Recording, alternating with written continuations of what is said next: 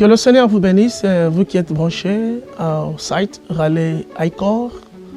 Je suis le pasteur Caleb, le senior pastor, le pasteur titulaire de l'église. J'aimerais partager avec nous qui sommes branchés quelques critères, il y en a certainement beaucoup, mais quelques 10 critères qu'un homme de Dieu qui doit être utilisé par Dieu doit avoir. Tu pourras ne pas avoir les 10 critères, mais ces critères sont importants pour celui que Dieu veut utiliser. Le Seigneur peut t'appeler, mais pour que le Seigneur puisse t'exposer, puisse t'utiliser, il y a des exigences, des critères que Dieu aimerait voir en toi, l'homme qu'il a appelé. Dans l'économie de Dieu, dans les méthodes de Dieu, dans les principes de Dieu, il peut te qualifier avant que tu ne sois prêt à être utilisé, mais il te passera dans une école où il doit créer en toi, cultiver en toi les caractères qui va te permettre à être utile à lui. Et c'est pendant ce temps que Dieu te prépare, tu dois avoir certains critères qui sont importants, qui sont exigeants, qui sont des obligations pour que Dieu puisse t'utiliser. Tu peux être appelé par Dieu, mais tes critères te font défaut. Tes critères ne permettent pas à Dieu de t'exposer à la manière que Dieu voudra t'utiliser. S'il y a des critères, c'est ce que je pourrais dire en ce moment, des critères qui sont nécessaires pour celui que Dieu veut utiliser ou encore pour celui que Dieu a appelé au ministère. Les premiers critères que je pourrais dire pour celui que Dieu veut utiliser dans le ministère, il faut avoir l'esprit de servir, l'esprit d'un serviteur, l'esprit de servir. Pourquoi? Parce que la notion avec laquelle tu entres dans le ministère, la notion avec laquelle tu entres dans le ministère déterminera aussi ta manière de te comporter dans le ministère. Si la notion avec laquelle tu t'engages dans le ministère est mauvaise, ton comportement, ton enseignement, ton éthique, ta manière de te comporter dans le ministère sera compliqué. Donc le premier critère que tout homme qui doit être utilisé par Dieu doit avoir, tu dois avoir l'esprit d'un serviteur. Si tu as l'esprit d'un boss, d'un patron, tu entres comme un patron, tu pourras être là en train d'envoyer les gens, en train de commander les gens parce que tu penses que tu es un patron. Or, en réalité, le ministère, c'est le service que tu rends au peuple de Dieu. Le service que tu rends à Dieu au travers de son peuple. C'est vrai que l'homme de Dieu n'est pas le serviteur des enfants de Dieu. Il est le serviteur de Dieu. Il sert Dieu dans sa maison au travers de ses enfants. Il n'est pas la poupée des enfants de Dieu. Il est le serviteur de Dieu. Mais si tu n'as pas l'esprit d'un service, l'esprit d'un serviteur, l'esprit de servir, tu seras en train de te comporter comme un patron, comme un boss, en train d'envoyer les gens. Et dans le ministère, ce n'est pas comme cela. Entre avec l'esprit de servir, l'esprit d'un serviteur, l'esprit de service. Voilà pourquoi quand tu lis dans Jean 15, tu verras Jésus dans Jean 13 en train de dire aux disciples, vous m'appelez maître et vous faites bien, je les suis, mais si moi qui suis votre maître, je lave vos pieds, je vous donne aussi un exemple à suivre. Donc celui qui est appelé au ministère doit avoir l'esprit d'un service, d'un serviteur, l'esprit de servir. Si tu n'as pas l'esprit de servir, tu ne sauras pas être dans le ministère. Et un deuxième critère pour celui que Dieu a appelé dans le ministère, tu dois avoir l'esprit de sacrifice. L'esprit de sacrifice. Et beaucoup de gens, ils veulent entrer dans le ministère, mais n'ont pas l'esprit de sacrifice. Ça ne marchera pas. Celui que nous servons a été lui-même un sacrifice. Celui que nous servons a lui-même été un sacrifice. Et l'apôtre Paul dira, il nous exhortait à livrer aussi nos corps comme un sacrifice. Si tu n'as pas l'esprit de sacrifice dans le ministère, tu ne sauras pas. Parce qu'il y a des moments où le ministère, ça prend plus que les autres. Celui que Dieu appelle au ministère doit être prêt à payer les prix plus que les autres. Si tu es un homme de Dieu appelé au ministère, tu ne sais pas payer les prix plus que ceux-là que tu diriges, tu n'es pas qualifié. Dans Matthieu 20, lorsque la mère des fils de Zébédée demandait à Jésus si mes enfants peuvent s'asseoir l'un à gauche, l'autre à droite, Jésus a dit, ils peuvent s'asseoir à gauche et à droite, mais est-ce qu'ils sont prêts à boire les prix, la coupe? Il y a des gens qui veulent être dans le ministère, ils veulent avoir la position du ministère, mais ne veulent pas payer les prix du ministère. Tu ne peux être dans la position sans payer les prix exigés à la position. Donc, le sacrifice que tu es prêt à payer déterminera aussi la grandeur de comment Dieu t'utilisera. Dieu ne pourra t'utiliser au-delà des sacrifices que tu veux payer. Si tu ne veux pas payer les prix, Dieu ne pourra pas aussi t'utiliser. Donc, celui que Dieu a appelé au ministère doit avoir un esprit de sacrifice. Il y a des moments à cause de la position. Tu dois aller un pas de plus. À cause de la position, tu dois faire des sacrifices de plus. Mais si tu n'as pas l'esprit d'un serviteur, si tu n'as pas l'esprit de service, tu n'as pas l'esprit de sacrifice, tu ne sauras pas. Parce que ça prend un homme qui a un esprit de sacrifice pour être qualifié au ministère. À chaque position que tu veux avoir dans le ministère, il y a un prix à payer. Tu veux t'asseoir, tu dois être aussi prêt à prendre la coupe. Tu veux la gloire, tu dois aussi être prêt à passer par le sacrifice. Tu veux le Canaan, tu dois être prêt à passer par le désert. Tu veux la gloire, tu dois être prêt à porter la croix. Donc, ce sont les critères de celui que Dieu veut utiliser. Encore, celui qui veut être utilisé par Dieu, un troisième critère, il doit avoir la disponibilité.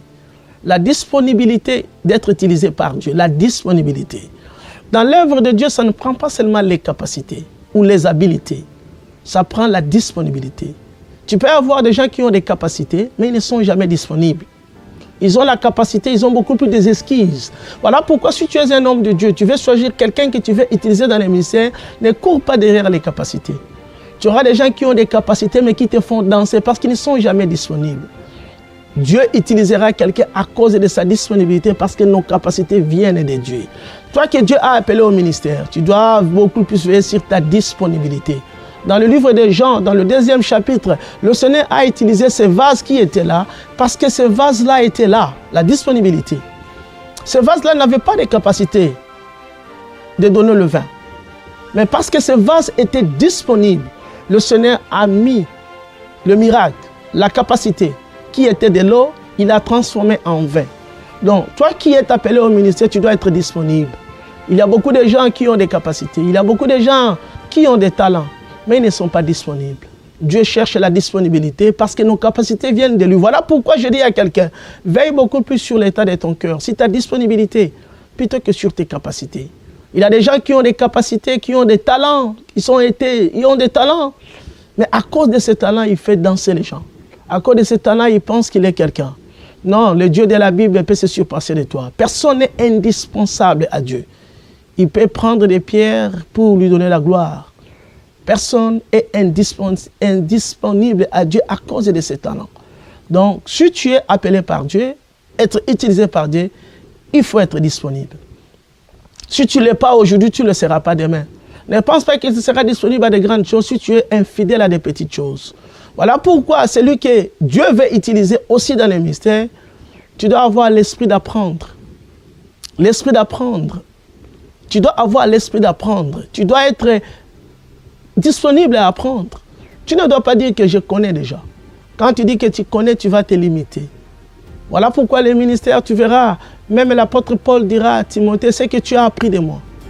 Ce que tu as appris de moi, confie-le aussi à d'autres. Ce qui veut dire, le ministère ne commence pas par parler. Le ministère ne commence pas par enseigner, mais commence d'abord par apprendre. Jésus a dit, le Fils ne fait rien de lui-même, si ce n'est que ce qu'il voit son Père faire, ce qu'il voit. Le ministère ne commence pas par faire, mais par d'abord voir ce que ton Père fait. Le ministère ne commence pas par parler, mais par apprendre. Il y a des gens qui veulent s'engager au ministère, mais n'ont pas le temps d'apprendre. Non, tu dois d'abord apprendre. Le Fils ne fait rien de lui-même, si ce n'est que ce qu'il voit son Père faire. Le Fils doit d'abord faire. Avant d'être Père, tu dois d'abord être un fils. Tu dois d'abord te poser la question de qui es-tu fils. Tu apprends de qui? Au lieu seulement de t'engager dans le ministère, tu dois d'abord apprendre. Celui qui ne prend pas fera trop de dégâts. Mais le ministère ne commence pas par parler, d'abord par écouter. Jésus a dit, je vous ai appris tout ce que j'ai appris de mon Père. Je devais apprendre aux disciples ce que lui aussi a appris. Donc le ministère ne commence pas par parler, mais par écouter. Pas par enseigner, mais d'abord par apprendre.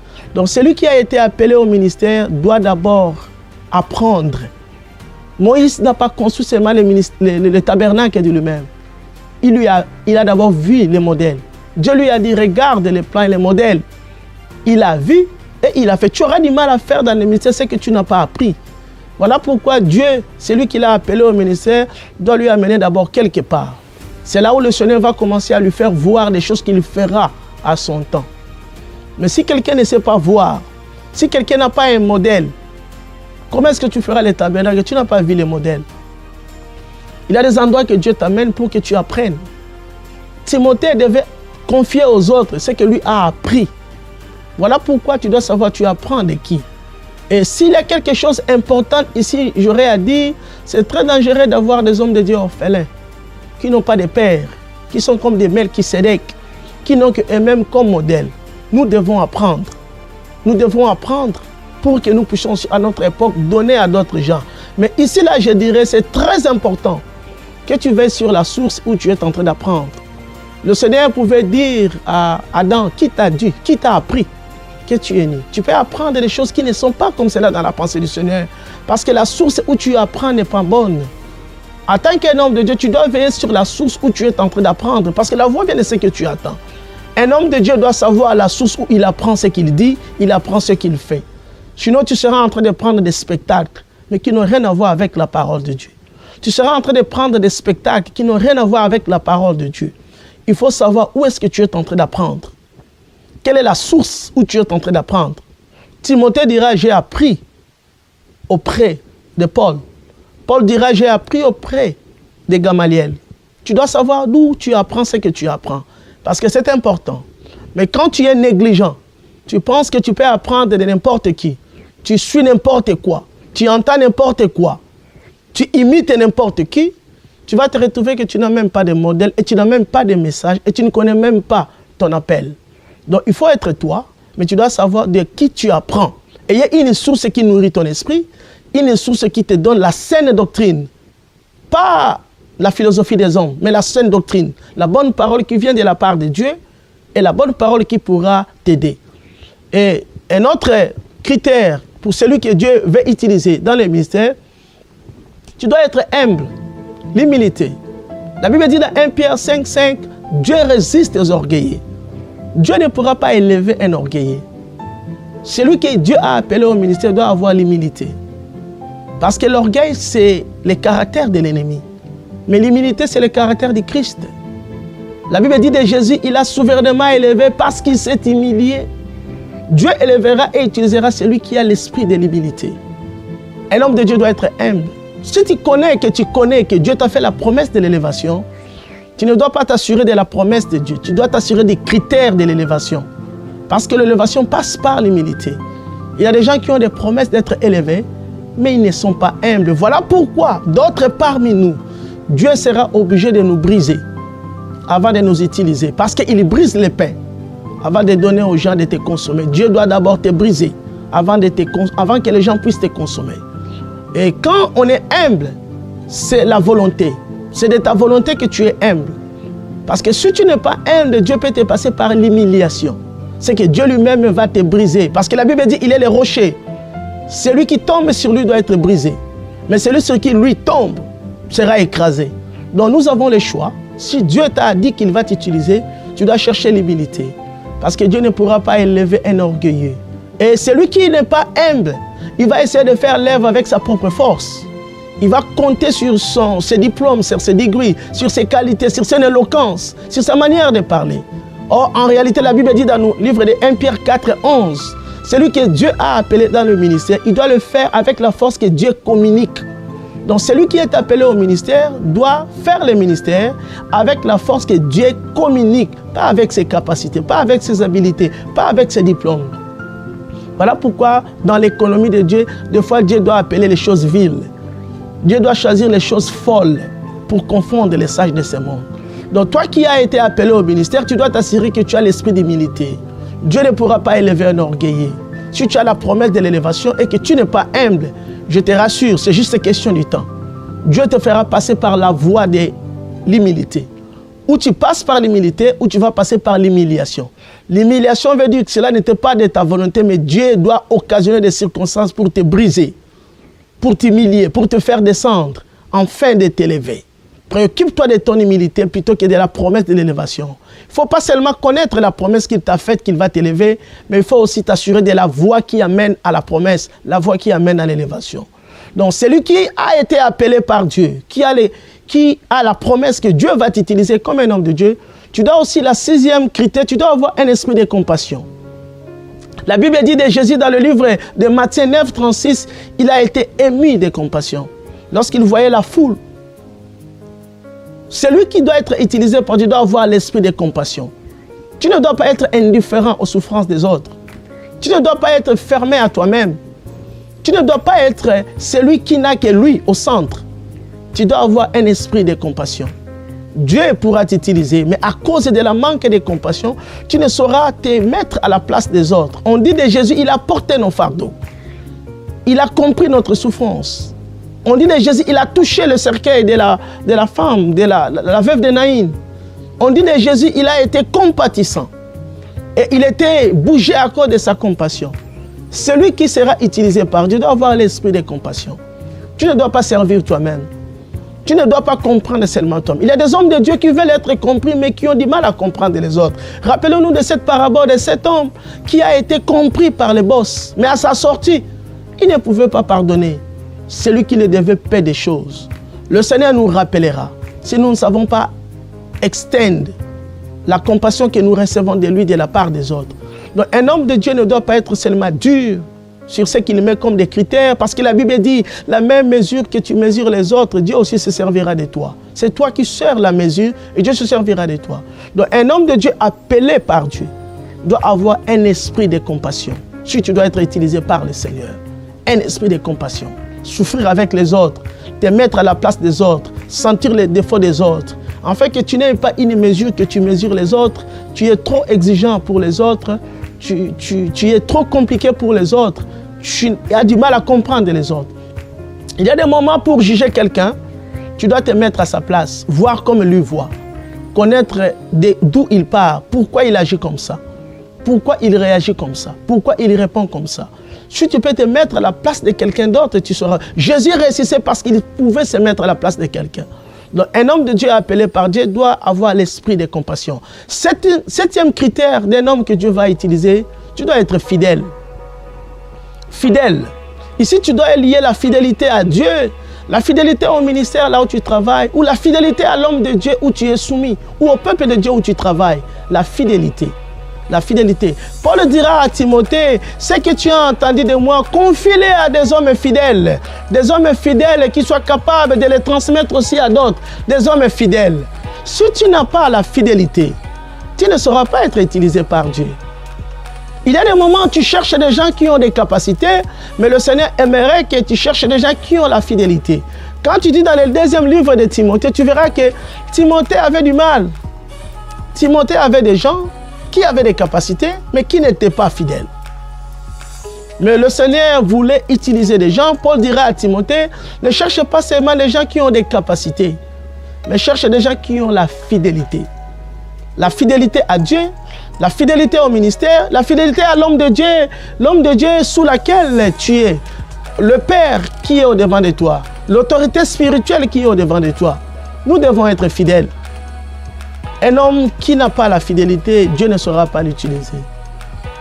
Voilà pourquoi, si Dieu t'a appelé, tu as la confirmation, tu connais que Dieu va t'utiliser, il faut que tu sois fidèle. Fidèle à Dieu, fidèle au ministère où Dieu t'a placé, fidèle à l'homme de Dieu sous lequel tu travailles, ton père spirituel, c'est lui que Dieu a donné l'autorité spirituelle. Tu dois être fidèle. La manque de fidélité pourrait te disqualifier à la chose que Dieu veut faire avec toi. Et pour nous qui sommes des hommes de Dieu, lorsque nous sommes en train de chercher encore des gens que nous devons placer dans les ministères, il faut chercher beaucoup plus la fidélité que des capacités. Tu pourras avoir des gens qui ont des capacités, mais ils ne sont pas fidèles. Mais il faut chercher la fidélité parce que nos capacités viennent de Dieu. Dieu est capable de donner nos capacités à quelqu'un juste parce qu'il est fidèle. Il est là. Il n'a pas de capacités, mais il est là. Mais à cause de cette fidélité, Dieu pourra mettre des capacités qu'il n'a pas. À cause de la disponibilité, Dieu pourra mettre des capacités qu'il n'a pas. Cesse de courir derrière des gens qui ont des capacités, mais qui n'ont pas la disponibilité, mais qui n'ont pas la fidélité. Un homme qui doit être utilisé par Dieu doit être fidèle. Fidèle à Dieu, fidèle au ministère où tu t'es engagé, fidèle à l'homme de Dieu sous lequel ou l'autorité spirituelle que Dieu a mis au devant de toi. Dieu pourra t'utiliser. Il y a encore un 8e critère que je pourrais dire pour des gens que le Seigneur a appelé, que le Seigneur va utiliser dans le ministère. Tu dois avoir la loyauté. La loyauté. La loyauté. La loyauté est par rapport à la disposition du cœur. La loyauté est par rapport à la disponibilité du cœur. La loyauté. Quelqu'un peut être fidèle. La fidélité peut être liée par rapport à l'action que tu poses. Si tu lui donnes quelque chose à faire, il le fera. Si tu lui donnes des responsabilités, il accomplira. Si tu lui donnes des tâches, il le fera bien. Si tu lui donnes de l'argent de ce qu'il doit faire, il le fera bien. Mais la loyauté, c'est dit plus par rapport à l'attitude du cœur. Il peut le faire en boudant. Il peut le faire en murmurant. Il peut le faire en parlant aux autres. Il peut le faire en disant qu'est-ce que l'homme de Dieu pense, que c'est son argent ou comment. Parce qu'il n'est pas loyal. Quelqu'un peut être fidèle, mais il n'est pas loyal. La loyauté, c'est dit par rapport à l'état du cœur. Parce que Dieu ne regarde pas seulement l'apparence, Dieu regarde aussi le cœur. Voilà pourquoi celui qui a été appelé par Dieu, si Dieu doit l'utiliser, il doit avoir la loyauté à Dieu, au ministère où il travaille, et la loyauté à l'homme de Dieu ou à l'autorité supérieure que Dieu a mis au devant de lui. La loyauté peut dire de quelqu'un qui apparemment, là où il travaille, il se montre bien, il est fidèle. Mais en dehors de la maison, en dehors de son père spirituel, il dit du mal de lui. Il parle du mal de lui. Ce n'est pas la loyauté. La loyauté se montre comment le cœur de celui qui travaille. David a réussi parce qu'il avait des gens qui lui étaient fidèles, des gens qui lui étaient loyaux, des gens qui pouvaient vaincre la bataille, mais qui pouvaient dire David, viens, sinon on prend la victoire, on pensera que c'est nous. Viens, nous attendons. Viens monter pour prendre. Les gens qui étaient prêts à risquer leur vie pour descendre dans les puits, pour chercher de l'eau pour David. La loyauté. Ce n'est pas par rapport à l'action, c'est par rapport à la disposition. Celui qui n'est pas loyal, tôt ou tard, il manifestera son cœur. Celui qui n'est pas loyal, tôt ou tard, il trahira. Voilà pourquoi il y a des gens que nous avons vu qu'ils étaient fidèles, mais n'avaient pas la loyauté. Lorsque le temps est accompli, Dieu a exposé leur cœur. Voilà pourquoi dans le ministère, je dis à quelqu'un qui cherche, qui veut travailler avec des gens, tu dois mettre à tes côtés des gens que tu as éprouvés. Des gens qui sont passés avec toi par le fait. Si tu as des gens qui ont été éprouvés par le fait, qui ont montré la fidélité, la loyauté, bénis le Seigneur. Parce que de tels gens te viennent de la part de Dieu. Les gens qui n'ont pas été éprouvés, lorsque le feu viendra, ils pourront te lâcher. Les gens qui n'ont pas été éprouvés, lorsque les circonstances viendront, ils pourront t'exposer. Si tu demandais au roi David, il te dira, lorsque Absalom avait pris le pouvoir, il a vu comment Shimei n'attendait que l'opportunité pour s'exposer. Il y a des gens que Dieu pourra exposer. Tu penses qu'ils sont fidèles, tu penses qu'ils sont loyaux, mais les circonstances viendront pour les éprouver. Voilà pourquoi il y a des moments, Dieu permettra les faits pour exposer des gens avec qui tu dois compter dans le ministère. Et il y a encore un autre critère pour celui que Dieu a appelé. Pas seulement la loyauté, mais les gens, en anglais on dirait, qui ont les commitments. Des gens engagés, qui ont les commitments. Les gens engagés qui seront prêts à faire toi dans le ministère. Les gens qui ont les commitments, qui ont l'engagement. Dans Luc 9, Jésus dira dans le verset 62, celui qui met la main à la charrue, mais qui regarde derrière n'est pas digne du royaume, n'est pas digne. De celui qui met la main, mais qui est départagé de cœur, qui n'est pas vraiment engagé, ou qui n'est pas 100% engagé, ne saura pas faire le ministère. Voilà pourquoi si tu demandais à l'apôtre Paul, il te dira, Jean-Marc a été avec moi et Barnabas dans notre premier voyage de mission. Mais lorsqu'il y a eu des difficultés, Jean-Marc a cédé, il est parti. Nous avons beaucoup de Jean-Marc dans le ministère. Il est là quand tout va bien. Mais lorsqu'il y a des difficultés, il lâche. Tu ne pourras pas compter avec des Jean-Marc. Tu pourras les restaurer dans le plan de Dieu. Mais quand tu as des Jean-Marc, ils vont te lâcher lorsque tu as besoin d'eux. Voilà pourquoi celui qui n'a pas les commitments, celui qui n'est pas engagé, lorsque ça n'ira pas, dira c'est votre église. Il vous demande quand est-ce que je vous avais dit que je suis membre avec vous. Quand est-ce que je... Moi, je suis venu seulement pour aider. L'homme de Dieu n'a pas besoin de gens qui sont là pour aider. Il a besoin de gens qui ont compris que c'est leur maison. Que Dieu veut les bénir dans cette œuvre. Voilà pourquoi dans la Nouvelle Alliance, tu n'as pas besoin de serviteurs loués.